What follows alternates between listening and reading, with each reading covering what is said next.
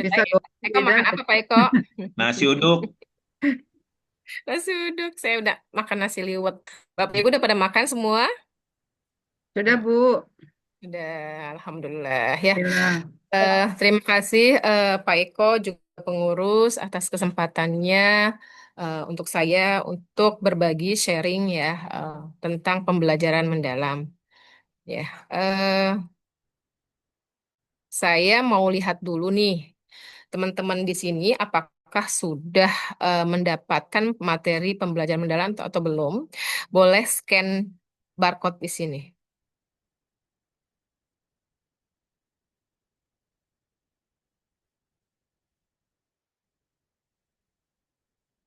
Silahkan Bapak Ibu.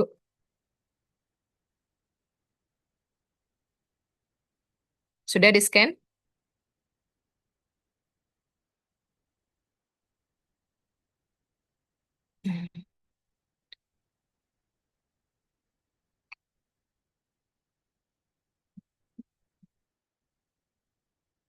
Sudah di-scan Bapak Ibu? Sudah, Bu Ida. Mm-mm. Boleh dijawab.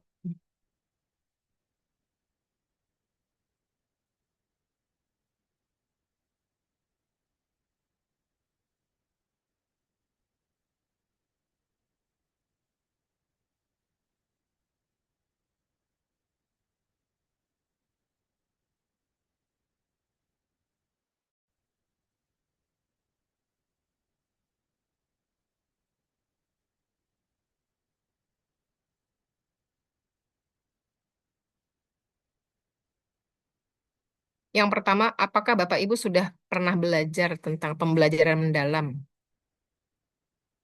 Silahkan boleh dijawab. Sudah.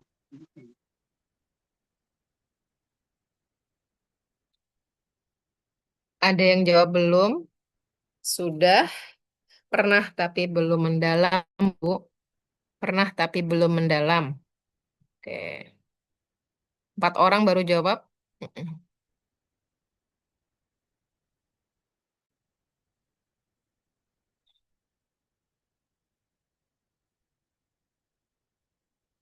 Yang lain? Pernah sedikit tapi belum mendalam. Hmm.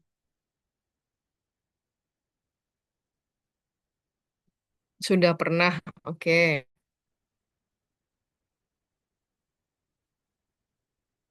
Yuk, yang lain? Yang lain aktif apa enggak nih? Baru 6 orang.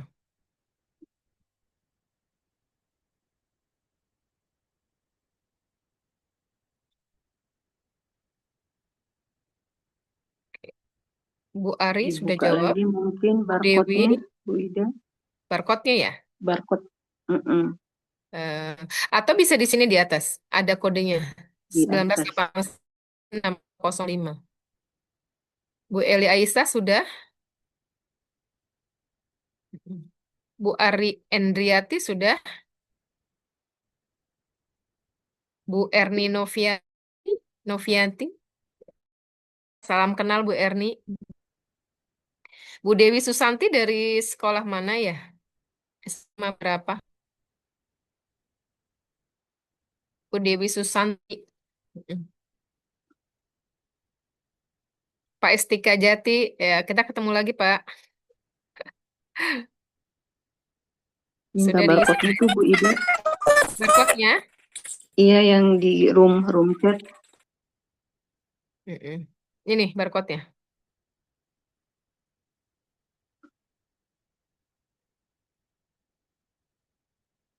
Di room chat. Oh, oh, enggak Nah, linknya. Tapi sih. iya, yang ini. Mm-mm. Jadi, Mm-mm. Ini aja. Oh, boleh ininya maksudnya. Mau di copy di mm-mm. bagian Zoom. Iya, ini.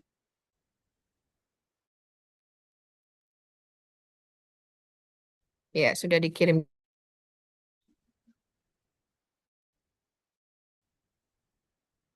Ya, oke. Kalau dilihat sih sebenarnya banyak ya. Oke, banyak kan sudah ya Bapak Ibu ya. Oke, selanjutnya ada pertanyaan berikutnya di slide yang berikutnya. Prinsip apa yang digunakan dalam pembelajaran mendalam untuk yang sudah? Yang belum berarti jawab tidak tahu ya.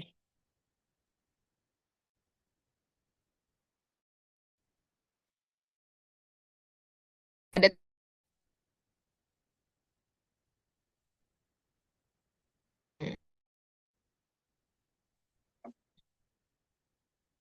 ada halaman duanya Bu, Bapak Ibu. Mm.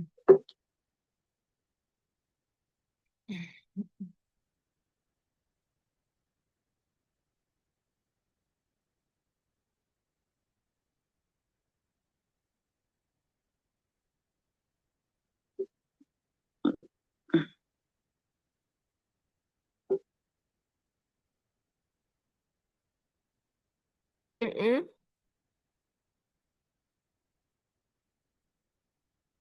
Oke, ditunggu jawabannya.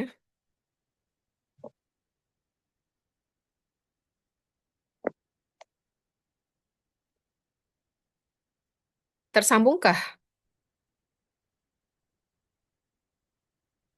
Hmm, belum ada yang menjawab ya.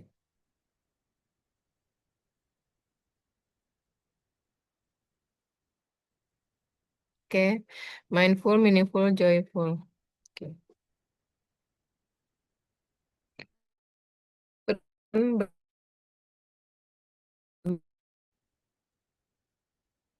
Oke.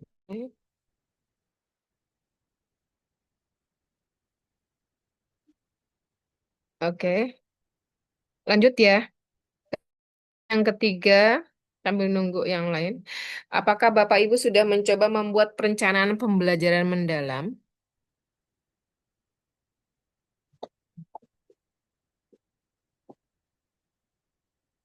Lembar ketiga ya Bapak Ibu. Belum. Sibuk ya Bu. Sama. Wah, Sudah. Alhamdulillah yang sudah jawab udah. Kalau dudukan bareng kayaknya susah ya. iya. Belum. Kalau udah di sekolah udah Udah nggak bisa. kerjaan yang lain Bu. Tuh, Belum. Oke, ada lagi? Hmm. Oke, sudah ya. Sambil menunggu nanti bisa menjawab di situ ya. Oke, sudah. Saya yakin guru-guru fisika itu aktif-aktif di sekolahnya ini. Nggak mau diem. Oke, belum. Banyak kan belum dong. Mm-mm. Oke, oke, oke. Ya udah, nanti kita kerjain bareng-bareng ya Bapak Ibu ya. Kan mau belajar sama Bu Ida. Eh, nah apa itu. Bu Hermin mau udah selesai kali. Eh, Kemarin Bu Ari jadi nggak ya memisahkan itu kemarin ya? Ah, TP-TP itu. Mm. Oke, sudah ya Bapak Ibu ya. 4 orang yang sudah menjawab. Kita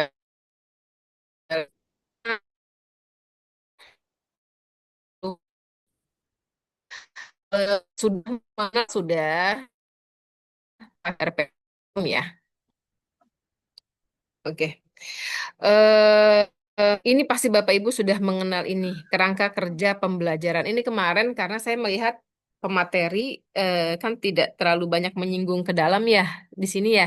Jadi saya mengulang sedikit ya, tapi ternyata banyak juga yang saya ringkas. Karena kadang-kadang baca sekali itu belum tentu Belum tuh. mengena gitu loh ya. Jadi makanya saya coba ringkas-ringkas dari beberapa sumber. Oke. Ini ya lingkarannya kerangka kerja pembelajaran dalam mulai dari eh, yang paling dalam adalah yang paling dalam apa Bapak Ibu? Pembelajaran mendalam. Dimensi. dimensi ya pembelajaran mendalam, kemudian ada profil lulusan. Profil lulusan. Profil Oke, lulusan. berikutnya Rapat adalah profil yang biru adalah lulusan. prinsip prinsip pembelajaran. Oke, Prinsip kemudian yang kuning pengalaman pengalaman. belajar ya. Yang terakhir kerangka pembelajaran PM ya. Oke, di situ kemudian saya coba. Oke, eh, boleh disimak dulu. Ya, boleh dibaca. Siapa yang bisa bantu baca? Oke. Pak Huda adalah seorang guru yang sudah mengajar belasan tahun. Setiap pagi, ia datang ke sekolah dengan jadwal yang selalu rapi. Biasanya, kelas dimulai dengan membaca buku pelajaran secara bergiliran. Setelah ia memberikan penjelasan, lalu diakhiri dengan mengerjakan soal-soal di LKS, semua sudah tertata dengan baik, persis seperti yang ia yakini sebagai cara belajar yang benar. Bagi Pak Huda, ukuran keberhasilan seorang siswa sederhana saja, nilai ujian. Selama anak-anak paham teori dari buku dan mampu menjawab soal dengan benar, itu sudah cukup. Ia sering berkata, belajar yang rajin, kuasai isi buku, dan kerjakan soal-soal dengan baik. Kalau begitu, masa depan kalian pasti cerah. Oke. Berikutnya Bu Yanti boleh lempar ke yang lain, Oke, ke Bu peserta. Hermin. Bu Dina. Oh, Pak Tohas atau Untuk Bu Bu Dina. Dina ya, Bu? Ya, Oh ya, oke. Mm-mm. Ibu Dina mengajarkan konsep gaya dan gravitasi di kelas sains. Sebelum dimulai kegiatan, ia melakukan asesmen awal dengan mengajak siswa berbagi pengalaman tentang benda-benda yang melayang seperti layang-layang atau balon udara. Dari diskusi tersebut, Bu Fuji menyadari bahwa murid-muridnya lebih antusias belajar jika langsung praktik daripada hanya mendengarkan penjelasan teori. Berdasarkan temuan ini, Bu Dina meminta kepada siswa melakukan eksperimen sederhana dengan membuat parasut dari bahan-bahan seperti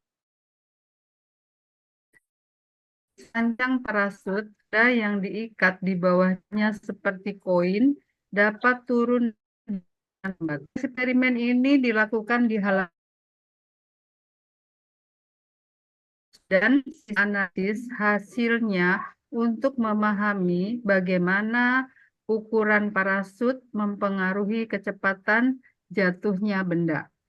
Di akhir kegiatan, Ibu Dina memberikan asesmen berbasis proyek. Siswa dinilai berdasarkan proses dan hasil eksperimen mereka. Kemampuan mereka menganalisis data serta kemampuan mereka untuk mengaitkan konsep gravitasi dengan pengalaman sehari-hari dengan pendekatan ini.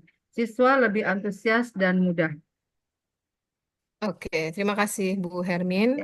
Bu Hermin boleh lempar ke guru yang lain untuk menjawab ini. Pak Tohas. Ya, Pak. Bu Hermin. Silakan Pak. Siapa Pak Eko? Yang lain apa? Pak Yang lain, Tohas Bu Eli, boleh? Bu Eli. Siapa Bu? Saya. Ayo Palase, salam kenal Palase. Panggilnya Palase. apa? Oh iya Pak. Salam kenal Pak.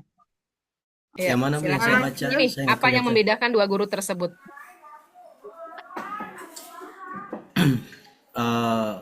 Maksudnya saya ceritakan aja Bu ya. Jadi antara Pak Oh tadi ya. Pak siapa? Pak Huda Pak Huda dan Bu Dina. Dina. Pak Huda sama Bu Dina ya. Kalau menurut saya sih Bu kalau Pak Huda tadi kan dia lebih mengatur struktur sistematisnya ya, maksudnya poin langkah-langkah kerjaannya di kelas itu secara monoton kan begitu. Jadi apa yang sudah direncanakan, nah begitu terus menerus, boleh saya katakan dia sepertinya mengajar dengan cara yang kaku seperti itu. Kemudian kalau Bu Dina kan dia lebih yang pertama dia akan melihat dulu bagaimana pemahaman peserta didik itu sebelum memulai pembelajaran. Kemudian dia akan melakukan pembelajaran yang sifatnya eksperimen, sehingga dari situ anak-anak kan pasti banyak informasi ataupun pembelajaran yang mungkin mereka akan temukan sendiri dengan kata-kata mereka sendiri, ya, yang nanti itu akan terlihat pada evaluasi atau penilaian yang nantinya di akhir pembelajaran seperti itu, apalagi dibarengi dengan proyek itu, artinya masih ada lagi lanjutan dari pertemuan saat itu gitu. Nah, menurut saya Bu Dina ini kan kita bisa melihat dia Iya. lebih dinamis dan dia lebih orientasi pada eh, apa yang ada di kepala siswa gitu kan. Nah, mungkin kita nggak tahu kelanjutannya, mungkin dari kepala siswa itu, dari evaluasinya mungkin nanti Bu Dina bisa mengarahkan lagi poin-poin apa yang lebih penting untuk siswa supaya mungkin saja mereka punya konsep salah atau seperti apa, nanti kita akan baca selanjutnya lagi gitu. Nah, Ya. menurut saya bedanya sebenarnya di situ.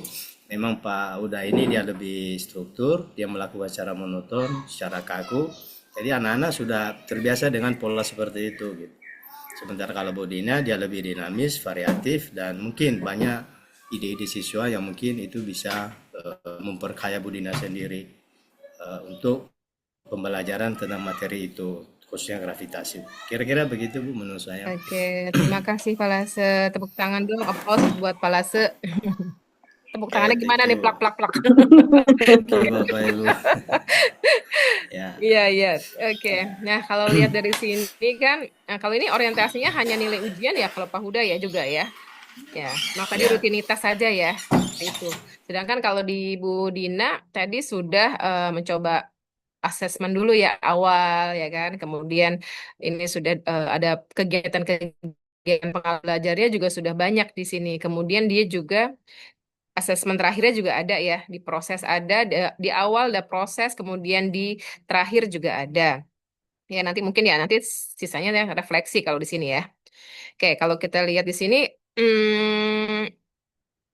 ada kan kita belajar pembelajaran mendalam ya. Kalau yang di Pak Huda ini berarti masih menggunakan surface learning, sedangkan Budina sudah mempraktekkan deep learning ya. Nah ini bedanya ya, surface learning dan deep learning. Cukup ya. Kalau contohnya adalah ini menghafal rumus tanpa memahami konsep, mengingat tanggal, menggunakan. Jadi kita rata-rata kan kalau dulu gitu ya mungkin kita belajar langsung ke langsung ke rumus gitu kan. Ya tidak tidak ada prosesnya dulu gitu. Kalau sekarang mudah-mudahan kita di deep learning ini bisa ada perubahan ya. Ya, di situ. Menghubungkan pengetahuan sebelumnya, melibatkan berpikir kritis, memfokuskan makna dan hubungan antar konsep, mengembangkan keterampilan pemecahan masalah dari masalah yang ada gitu. Kita bisa menggunakan eh, apa dengan problem based learning atau project based learning ya nanti mungkin di strateginya ya. Oke itu ya. Nah kita akan mau mencoba masuk ke deep learningnya nih.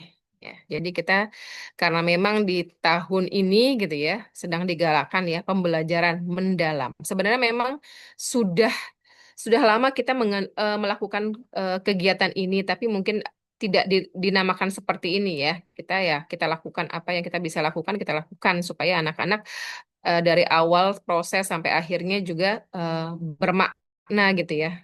Oke, lanjut. Siswa tidak membutuhkan guru yang sempurna.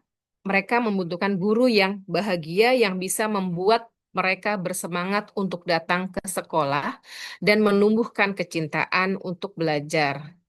Ya, dari Richard Feynman. Ya, mungkin ada guru yang apa ya? Kalau di ruangan kerjaannya sudah langsung rumus saja gitu. Kemudian memberikan tugasnya sangat banyak, membuat anak stres gitu ya. Kemarin saya habis diskusi sama anak-anak gitu kan.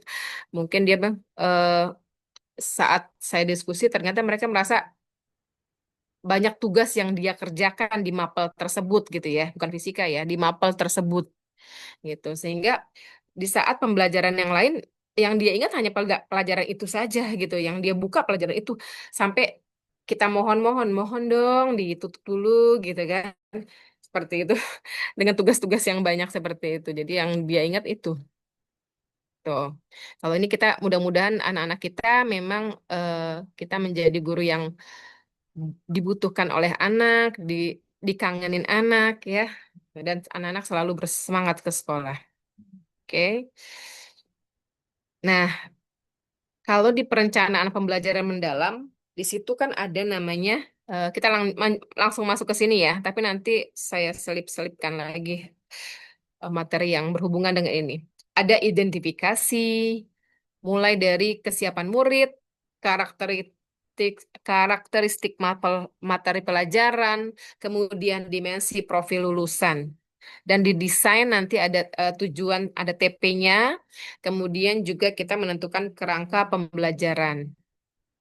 Lalu di dalamnya, di aktivitasnya ada pengalaman pembelajaran ya. Kita merancang pembelajaran dengan berprinsip berkesadaran, bermakna dan menggembirakan. Kemudian di dalam aktivitas itu ada pengalaman-pengalaman mulai dari memahami, mengaplikasi dan merefleksi.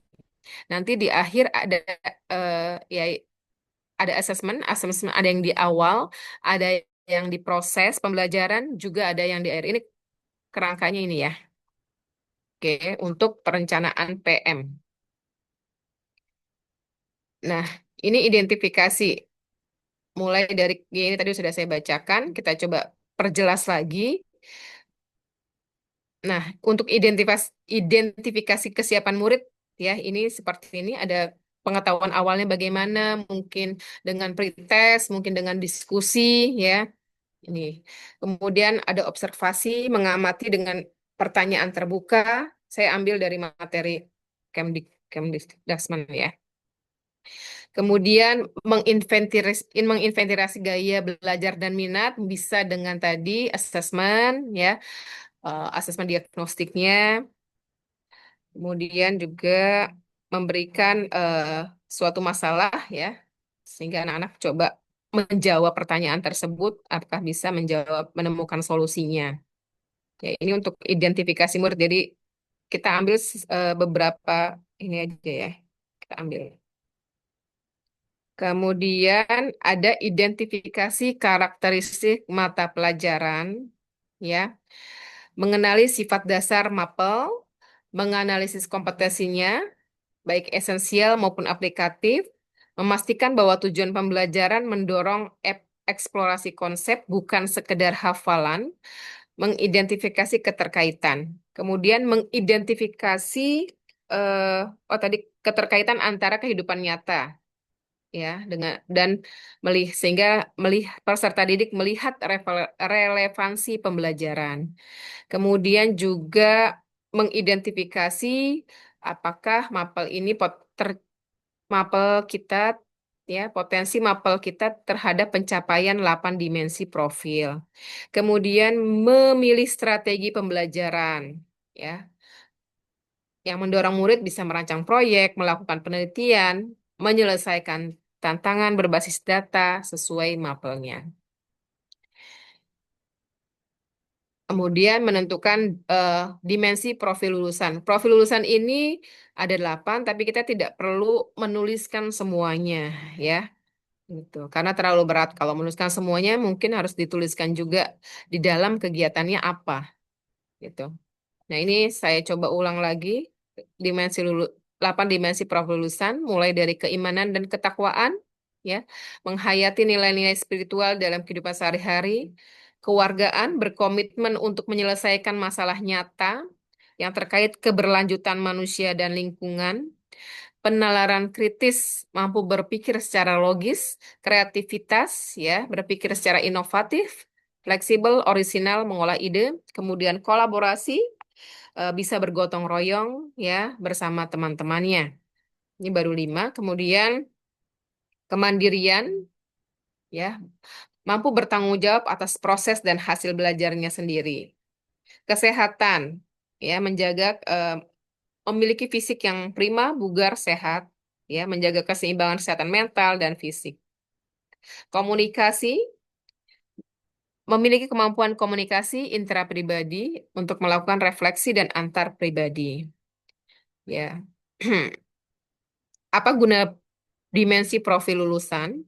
Sebagai panduan kompetensi lulusan, merancang pembelajaran mau seperti apa, ya. Juga mengembangkan keterampilan sosial emosional yang dibutuhkan oleh siswa.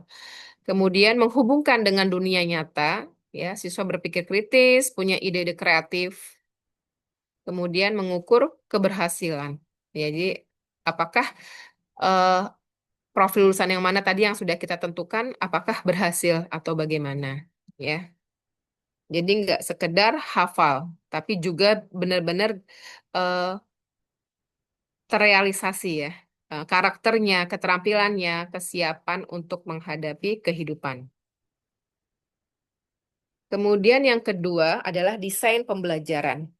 Desain pembelajaran berarti kita nanti menentukan tujuan pembelajarannya, kemudian kerangka pembelajarannya, mulai dari praktek pedagogis, kemitraan pembelajaran, lingkungan pembelajaran, dan pemanfaatan digital. Oke.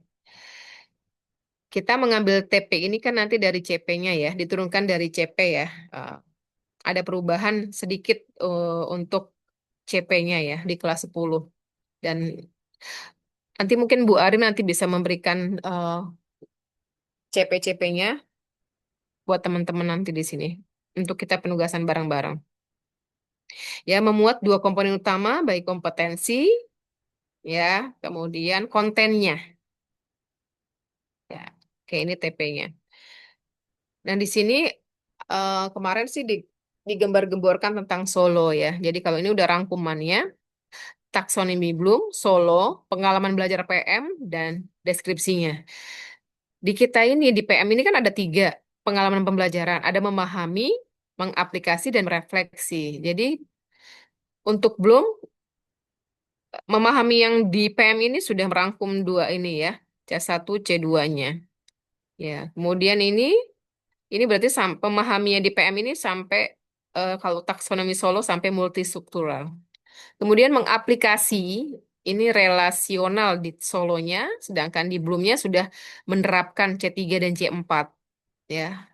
Kalau PM-nya merefleksi, berarti di Bloomnya sudah C5, C6 sebenarnya ya. Di Solonya berpikir abstrak yang mendalam. Ya. Bapak Ibu kalau seandainya ada yang ini di-cut aja ya, kalau ada yang mau didiskusikan. Halo? Ah, Bu Ida. ya, oke. Nah, ini ada 4 untuk desain pembelajaran, kerangka pembelajarannya, mulai dari praktek pedagogis tadi, kemitraan, praktek pedagogis, ya, strategi apa yang akan kita lakukan, ya, untuk mencapai DPL tadi. DPL adalah dimensi profil lulusan, ya. Kemudian kemitraan, kita mau kira-kira bermitra dengan siapa? Guru, peserta didik, orang tua, atau punya komunitas, atau dengan misalnya dengan puskesmas, ya, atau misalnya dengan eh, dinas yang lain, gitu itu boleh, ya. Kemudian lingkungan pembelajaran bisa di situ ada ruang fisik, misalnya ruang fisiknya kelas, lab, atau apa, atau ruang virtual, mungkin menggunakan Meet, Zoom, atau mungkin nanti menggunakan pet, ya. Budaya belajar. Oke, ini untuk lingkungan pembelajaran. Kemudian ada pemanfaatan digital. Kita nanti mungkin menggunakan apa ya untuk untuk di dalam kelasnya, dalam pengalaman pembelajarannya anak-anak kadang-kadang kita menggunakan misalnya tadi ada pet atau menggunakan aplikasi yang lain, Word Word atau apa ya, Quizzes dan yang lain-lain. Ya, itu untuk yang kerangka pembelajaran. Ini masih yang tadi ya. Kalau mau dibaca-baca. Tadi tentang praktik pedagogis, kemitraan ya, hampir sama ya. Lingkungan pembelajaran, pemanfaat digital. Oh. Mau pakai AI juga bisa, augmented reality ya. Oke. Kemudian, nah ini tadi rangkumannya. Ya, intinya memastikan proses belajar berjalan efektif, terstruktur dan bermakna ya dengan menggunakan tadi. Jadi siswa tidak hanya memahami materi tapi juga mampu menerapkan dan merefleksikan pengetahuan di dunia nyata. Nah, ini penjelasan yang lainnya ya, contohnya praktik pedagogis ini ya. Mungkin dengan proyek, diskusi ya, Apalagi project based learning, problem based learning. Tuh. Untuk lingkungan pembelajaran, ya tadi, ruang fisik, virtual, ya, budaya belajar. Nanti bisa dibaca-baca ya Bapak Ibu. Saya nggak usah bacain semua. Ya. Kemudian tadi pemanfaatan digital, ya, bisa menggunakan Kahoot, ya kan tadi YouTube, tadi misalnya Mentimeter, Canva atau yang lainnya.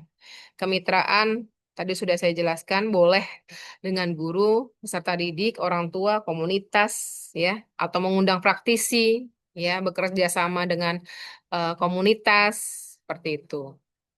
Mengundang orang tua ke sekolah bisa juga. Itu kemitraan. Kemudian ada pengalaman belajar di dalam perencanaan itu ada pengalaman belajar. Mulai dari prinsipnya yaitu berkesadaran, bermakna dan menggembirakan, mendeskripsikan pengalaman belajar, memahami, mengaplikasi dan merefleksi. Oke. Nah, di sini tuh ada unsur namanya memuliakan. Dalam pembelajaran mendalam itu memuliakan. Maksudnya apa? Jadi dari awal, kegiatan awal sampai akhir saling menghargai dan mengangkat ya martabat guru ke murid, murid ke guru, murid ke murid ya. Semuanya saling menghargai dan mengakui potensi setiap peserta didik secara utuh ya. Bisa menghormati perbedaan ya. Mungkin kan karakter macam-macam, cara belajarnya macam-macam ya. Kita ke murid antara murid dengan murid juga bisa seperti itu.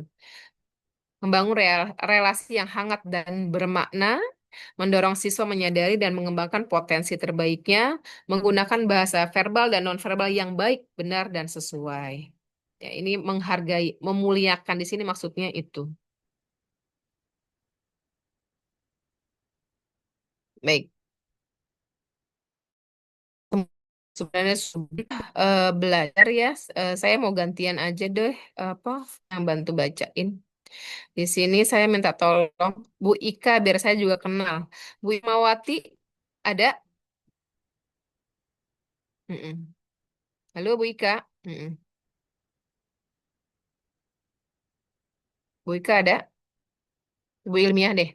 Bu Ilmiah, SMA 6 ya Bu Ilmiah? Ilmiah, hadir Bu Ilmiah di sini? Suaranya ada?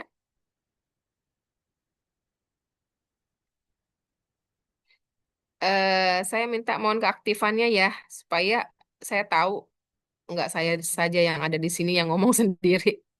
Saya panggil, kalau saya panggil saya minta tolong bantu ya. Bu Ilmiah, halo. Adakah? Oke.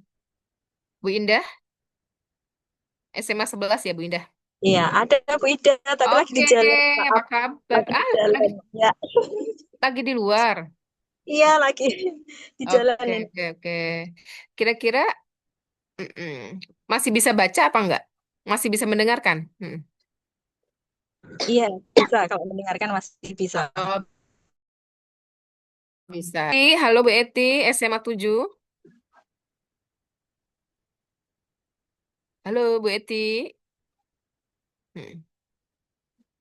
Ini Halo Bu Ida. Hai Bu Eti. Oke, Bu Eti bantu saya ya. eh Bergantian. Untuk pengalaman pembelajaran boleh dilihat di sini, di depan. Nah, bantu sedikit penjelasan untuk yang pengalaman pembelajaran. Saya yakin sudah pada belajar semua sih. Sudah ada bacaannya, tinggal Ibu berikan penjelasan atau poinnya saja. Kalau menurut saya, pengalaman belajar itu adalah hal-hal apa yang akan dialami oleh murid kita atau yang dilakukan oleh murid kita selama dalam proses pembelajaran. Jadi, kalau menurut saya, di desain pembelajaran kita itu harus jelas selama belajar itu murid-murid mau ngapain. Nah, itu ada di pengalaman belajar. Saya kira itu, Bu. Baik, terima kasih Bu Eti ya. Di situ juga ada penjelasan dalam proses ini siswa tidak hanya menerima informasi tapi juga mengolah, menerapkan dan merefleksikan apa yang mereka pelajari untuk menghadapi tantangan di dunia nyata. Ya, di sini tadi sudah disebutkan ya pengalaman pembelajaran apa saja, mulai dari memahami, mengaplikasi, dan merefleksi. Ya, baik. Terima kasih Bu Eti. Jangan lebih dalam lagi ya, biar kita lebih memahami apa sih memahami itu, ya. Yang membekali siswa, ya, dengan pengetahuan dasar. Kalau ini contoh ya, ini contoh di mapel yang lain ya. Mulai dari pembelajarannya dengan diskusi, ya, mengamati gambar, gitu kan. Kalau kita bisanya itu ya, mengamati gambar, mengamati diagram, mengamati video, gitu ya. Kemudian membagi siswa menjadi beberapa kelompok, mengidentifikasi, ya, seperti itu memahami, ya. Jadi, oke. Kemudian mengaplikasikan. Mm-mm. Aplikasikan adalah pengalaman belajar yang menunjukkan aktivitas peserta didik mengaplikasi pengetahuan dalam kehidupan tekstual. Pengetahuan yang diperoleh oleh peserta didik melalui pengendalaman pengetahuan. Ya, bisa menghubungkan konsep dengan situasi nyata di lingkungan sekitar kita, sehingga eh, siswa juga terbangun gitu. Ya, terbangun eh, ternyata di lingkungan kita tuh eh, kita pelajari semua gitu. Di fisika kita belajar juga ya. Karena memang fisika itu hubungannya sangat erat dengan kehidupan kita sehari-hari ya. Jadi efeknya sangat bagus sekali kalau kita hubungkan dengan situasi nyata. Oke. Kalau ini contoh-contoh yang di biologi malah ya. Ya, siswa minta mengamati ekosistem, siswa berkelompok melakukan pengamatan, siswa merancang proyek, ya ini Bapak Ibu saya yakin sudah melakukan semua. Ini tahap mengaplikasikan, ya. Kemudian merefleksikan bagaimana peserta didik mengevaluasi dan memaknai proses serta hasil dari tindakan atau praktik nyata yang telah mereka lakukan. Ya, bisa siswa diminta jurnal, ya. Kemudian apa yang mereka lakukan tadi hari ini, apa tantangannya, ya. Bagaimana cara memecahkan masalah, ya kita gali lagi kepada mereka, jurnal refleksi.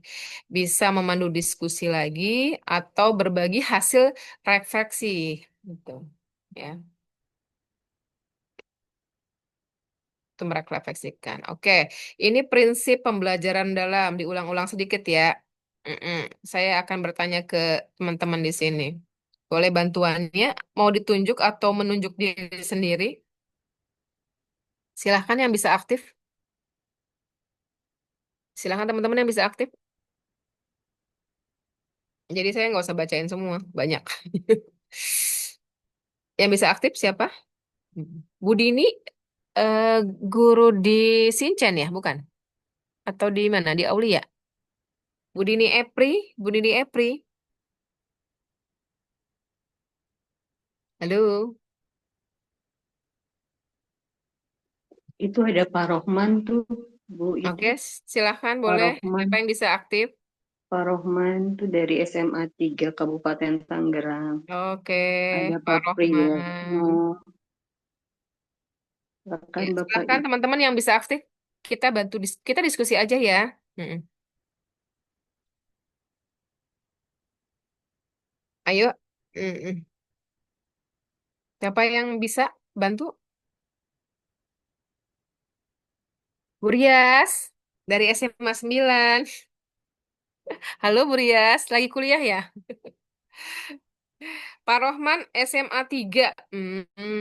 Oke. Kayaknya kita selingan dulu deh. Bapak Ibu yang di sini sudah pada kenal belum ya semua ya? Belum lagi, jangan-jangan. Oke.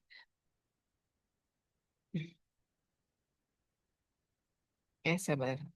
Ya, ini berkesadaran ya. Tadi berkesadaran. Silakan Bapak Ibu, ada yang bisa bantu kita diskusi bareng-bareng? Yuk, halo. Berkesadaran, bukan sekedar pembelajaran joget-joget tanpa makna, bukan hanya hafalan, ya. Kita coba mendeskripsikan makna berkesadaran, bermakna, dan menggembirakan. Ya, kadang-kadang suka membingungkan nih, gitu ya. Coba kita lihat lagi ya, kita ulang-ulang lagi. Prinsip berkesadaran, nyaman, fokus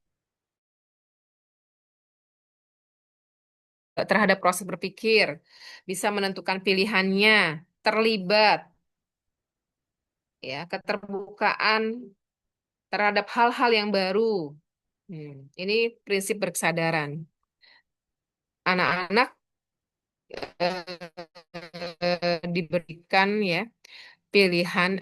Kita kita hubungkan nih. Coba kita cek dulu. Ini masih masih tentang berkesadaran, ya. Sehingga anak-anak punya motivasi intrinsik, gitu ya. Ada pengen belajar. Kenapa sih saya mau belajar? Ya. Ada timbangannya dari fisik, ya. Ada kemudian juga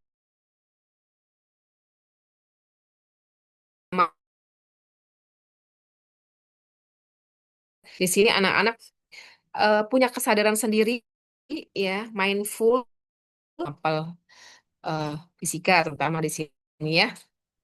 Dan ini masih juga contohnya apa, dengan cara apa, gitu ya, berkesadaran itu.